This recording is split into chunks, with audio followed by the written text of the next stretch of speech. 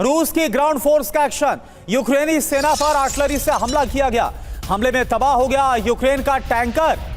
तस्वीरें भी सामने आई हैं, यूक्रेनी सेना पर आर्टिलरी से हमला। ये देखिए, हमले में कैसे यूक्रेन का टैंकर ध्वस्त कर दिया गया, तबाह किया गया। तस्वीरें आपके सामने। Это уже близко.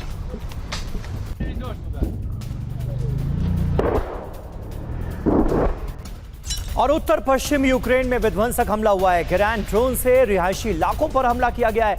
हमले के कारण कई इमारतें तबाह हो गईं, जमींदोज हो गईं। ये देखिए तस्वीरें हमले के फौरन बाद।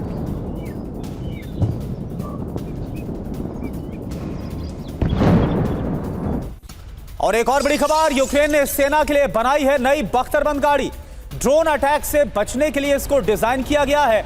कम्युनिकेशन जाम करने में भी ये सक्षम है। ये देखिए आप, MTLBV के आधार पर इसको विकसित किया गया है।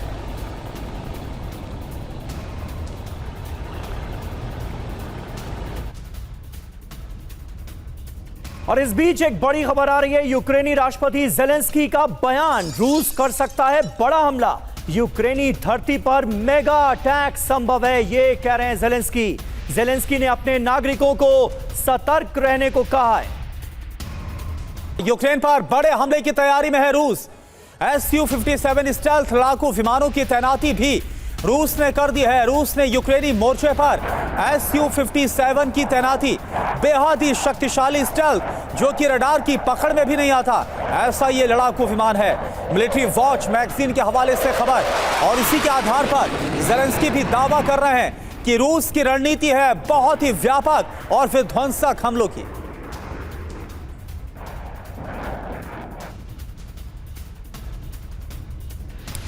तो आखिर जिस तरीके से जेलेंस्की की तरफ से बयान दिया गया और जो तैनाती की तस्वीरें हमने आपको दिखाई है, आखिर क्या चल रहा है व्लादिमीर पुतिन के दिमाग में, क्या होने वाला है। जिस तरह से संकेत ये मिलते हुए नजर आ रहे हैं कि रूस बहुत ही विध्वंसक हमला करेगा। क्या युद्ध का जो अगला चरण है वो शुरू होने वाला है, जो कि बहुत विध्वंसक होगा।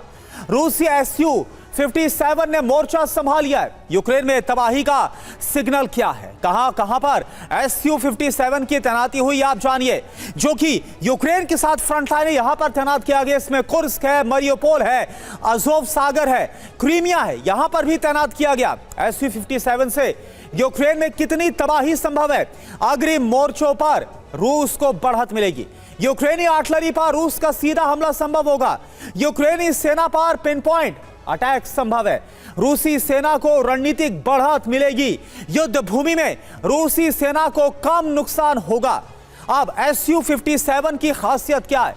3500 किलोमीटर की रेंज है इसकी। मैक 1.6 से ज्यादा की गति से उड़ान भरता है। 6 मिसाइलें ले जाने में सक्षम है। लंबे समय तक उड़ान भरने की इसकी क्षमता है। लंबी दूरी से टारगेट को पहचान लेता है। और संदीप त्रिपाठी सर, ये जो तैनाती है, और खुद जेलेंस्की ये मान रहे हैं कि अब रूस की तरफ से बहुत ही विध्वंसक और व्यापक हमला करने की तैयारी और डिप्लॉयमेंट की तस्वीरें भी हमने दिखाई। कहा तो जा रहा था कि सिर्फ अब जो पुतिन का मकसद है, जो 20% इलाका कब्जे में लिया गया है, कैसे उसको डिफेंड करना, लेकिन अब ये जो तैयारी है, क्या आपको नजर आ रहा है? देखिए करुणा जी, मुझे लगता है कि पुतिन को ना अब थोड़ा अपनी स्ट्रेटजी पर कुछ चेंज करना पड़ेगा, क्योंकि इस तरीके से जो वॉर चल रहा है, जो चौथे साल ईयर हो गया, 4 साल चल रहा है, और ये वॉर एक ड्रामेटिक शिफ्ट लिया है यूक्रेन की तरफ से। यदि देखा जाए, आप देखिए कि फ्रंट लाइन में यूक्रेन की तरफ से कौन लड़ रहा है, ड्रोन और प्लस जो रोबोट हैं, रोबोट का जो इस्तेमाल किया है यूक्रेन ने, उसको कैसे टैकल करेगा रूस।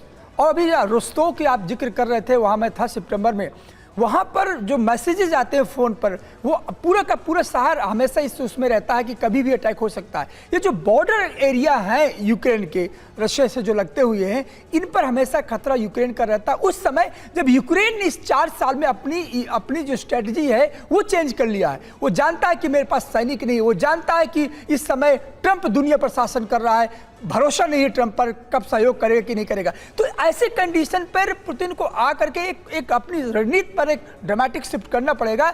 या तो आप यूक्रेन को जीतिए, और इस प्रकार से जो आप छिटपुट वॉर कर रहे हैं इससे कुछ नहीं होने वाला है। मुझे लगता है या तो आपको कीव पर एक अपना नियंत्रण करना होगा, वहां के पॉलिटिकल सिस्टम पर दबाव बनाना होगा, और ये छोटे मोटे मिसाइल अटैक्स से ये वॉर की स्ट्रेटजी चेंज नहीं होनी। यहाँ से रशिया को समझना पड़ेगा कि टेक्नोलॉजी पेनिट्रेशन जैसे यूक्रेन ने किया है, उसी तरीके से आपको भी अपने टेक्नोलॉजिकल शिफ्ट लाना पड़ेगा।